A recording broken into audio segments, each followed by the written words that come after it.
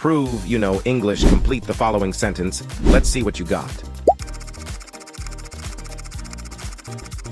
The professor assigned us a 10-page thesis.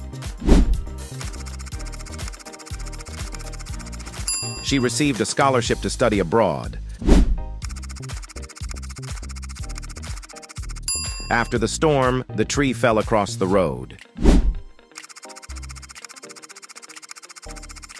He completed the marathon in just under 2 hours.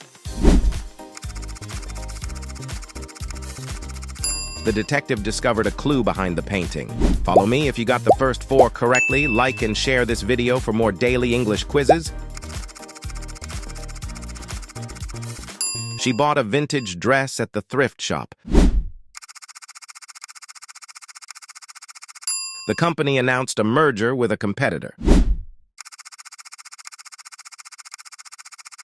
He traveled to Japan to study Zen meditation. The artist painted a masterpiece on canvas. She was fascinated by the architecture of ancient temples.